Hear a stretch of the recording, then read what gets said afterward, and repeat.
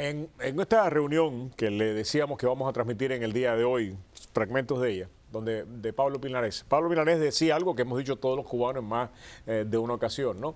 Que primero fueron los Estados Unidos, después vino la Unión Soviética, después de la Unión Soviética llegaron los venezolanos y ahora volvemos al lugar de origen, a los Estados Unidos nuevamente, ¿no? A depender de los Estados Unidos para sacarnos las castañas del fuego. Pablo Milanés en esa entrevista decía de que cuándo es que va a llegar el momento de los cubanos, y es interesante la pregunta. Hay cubanos que no se la hacen de forma retórica, que se la vienen haciendo de una manera muy puntual desde hace muchísimo tiempo. Primero, también en el exilio, esto ha resultado un reto. Durante muchos años el exilio básicamente puso toda su apuesta en la política del Estado de Estados Unidos, que algunos creían que era de cambio de gobierno en Cuba, el embargo, etcétera, etcétera. Y ahora, con estos cambios de política, hay algunos que se han quedado realmente sin objetivos claros. Hay otros cuyos objetivos están en directa relación a la nueva política de Estados Unidos, o sea, hacia Cuba exclusivamente. ¿Cuáles son las alternativas cubanas? Eso es lo que vamos a empezar a indagar en una serie de programas que vamos a realizar y los iniciamos en el día de hoy con dos cubanos a los cuales respetamos muchísimo. Andrés Albuquerque, ustedes lo han seguido a través del programa, nos ha acompañado en innumerables ocasiones y tiene una mirada muy puntual de la realidad del país. Y desde dentro del país, no desde dentro ahora, pero alguien que desde dentro del país está haciendo una diferencia es Eliezer Ávila. Eliezer está con nosotros en estos momentos vía Skype. Y la pregunta, ya te la hago a ti, Eliezer, básicamente, ¿cuándo va a llegar el momento de nosotros los cubanos alcanzar el protagonismo que necesitamos para cambiar el país, sin esperar de Raúl Castro y sin esperar que Obama o ningún otro pues nos diga cómo y cuándo lo tenemos que hacer? Hola, buenas noches y un saludo a todos los televidentes. Gracias. Mira, a mí me parece que el momento de los cubanos, lo primero que deberíamos hacer es no seguirlo esperando, sino provocarlo. Pero indiscutiblemente en Cuba hay, por así llamarle, una vanguardia que se ha dado cuenta de esto y que tiene propuestas, que tiene ideas. Pero hay algo que es fundamental. Si la mayoría de la gente, que son en realidad las víctimas de todo este proceso de paternalismo, de sostenimiento del exterior y todo lo demás, no cambia su manera de pensar respecto a la gestión de su propia vida, pues ese momento simplemente nunca habrá presión suficiente para poder lograrlo. Yo te pongo un ejemplo. A mí me gustan los ejemplos prácticos para explicar las cosas más complejas. Yo vivo en el Cerro. En el Cerro, si usted recorre las calles, diariamente hay miles de toneladas de basura, compuestas por todo, por madera, plástico, tela, escombro, una serie de cosas. La basura hoy en el mundo es uno de los negocios más lucrativos en algunos lugares y en otros por lo menos es sostenible. El reciclaje de la basura en muchos lugares permite el procesamiento de muchas de estas materias. Cuba, por ejemplo, invierte miles y millones de dólares en comprar contenedores a un tercero, o sea, a un canadiense tal vez que se llama Miller no sé qué, y vamos a suponer que le pague a $300 cada uno de esos contenedores, que son miles.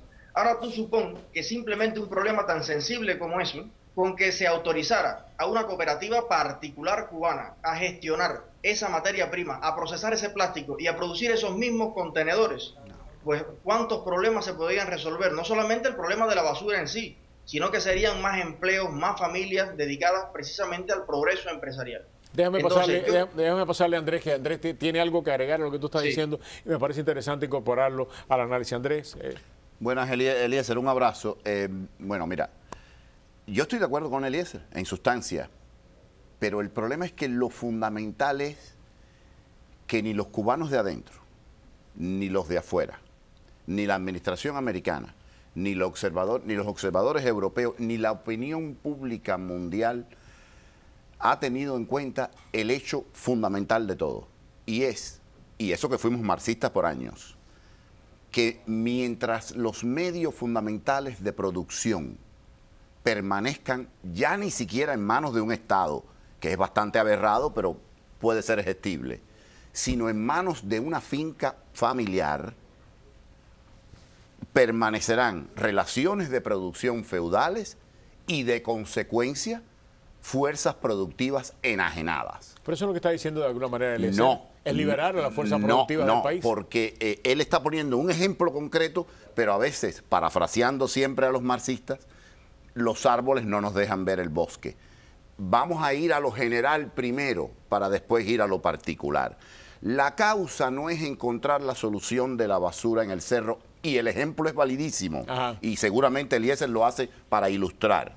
La causa es de una vez y por todas recuperar la propiedad por meritocracia, por propiedad privada de los medios fundamentales de producción. Eso es lo primero, porque sin comer no se piensa. Una de las cosas que uno se plantea desde acá es ¿cuál es la propuesta? ¿En qué se diferencia la propuesta de la oposición, de esa vanguardia que tú estás diciendo, a la del régimen? ¿Por qué un cubano de la isla tiene que apostar a la oposición en estos momentos? ¿Qué es lo que ustedes le están diciendo? ¿Qué es lo que ustedes le están prometiendo? ¿Qué es lo que ustedes son capaces de hacer para cambiar la realidad de ese cubano?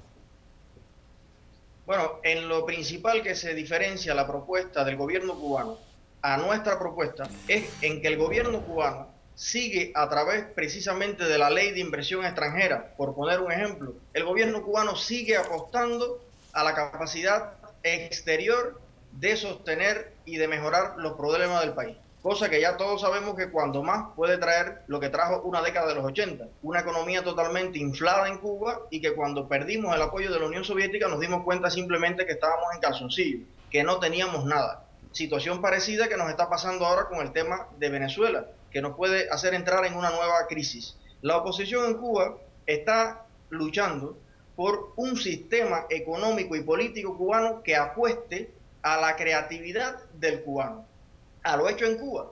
Nosotros realmente queremos darle la confianza al cubano, como se le ha dado en el arte, como se le ha dado en algunas ramas, dársela también en la economía y en la gestión de la sociedad. Mire, hay artistas cubanos, por ejemplo, si usted analiza el cine, como es un ejemplo de cómo muchos jóvenes cineastas se rompen el lomo, consiguen fondos, consiguen patrocinio, y no sé de qué forma lo logran, pero tienen producciones excelentes y mantienen vivo el cine cubano.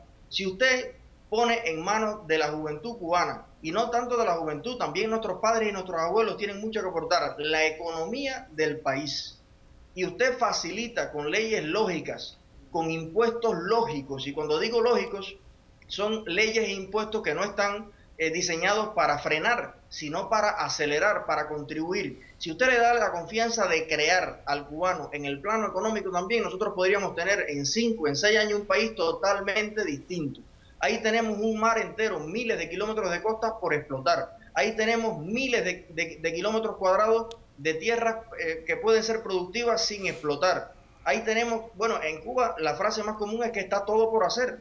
Claro. Están por hacer todas las carreteras, las infraestructuras viales, digamos los ferrocarriles, aeropuertos. Cuba es un país para reconstruir completamente, pero la visión que nosotros tenemos es que tenemos que construirla los cubanos. Por supuesto, no podemos ignorar que Cuba es un país que está con las arcas vacías, que no se entiende por qué, pero lo cierto es que vamos a necesitar capital foráneo, pero no podemos pensar al cubano solamente como un indio al servicio de ese capital, que es como lo contempla la nueva ley de inversión extranjera, ni siquiera como ejecutivo, ni siquiera como inversionista. Y otra cosa, que antes de contar con un canadiense, con un francés, con un inglés, bueno, contemos con el propio cubano, que puede vivir en Miami, puede vivir en Madrid, puede vivir en Alaska, pero que igual no va a sentir más por un extranjero que no conoce el país, que no siente por nuestra patria, que alguien que tiene a su propia familia, sus propios hijos, claro, sus propios primos en el país. Andrés. Yo creo que esta es la diferencia fundamental de las visiones. Ok, Andrés. Ahora nos acercamos un poquito más, porque Eliezer, yo creo que él lo que puso fue un ejemplo concreto, pero es importante que el público tenga la visión filosófica, el concepto general fundamental de los medios masivos de producción. Cuando Eliezer habla de ponerlos en manos, en realidad estamos prácticamente diciendo lo mismo. Me gustaría, con extremado cinismo, lo reconozco, llamar la atención de Eliezer a un detalle. 2 presidentes cubanos utilizaron una retórica parecida a la suya y a los 2 los patearon fuera de Cuba, entre americanos y alta burguesía, Gerardo Machado y Fulgencio Batista. O sea, que el nacionalismo económico es el nacionalismo económico fue una de las cosas que dio al traste con aquel esbozo de nación que tuvimos, con todos sus defectos que tú conoces, pero con una economía envidiable para todos los demás pueblos de América Latina.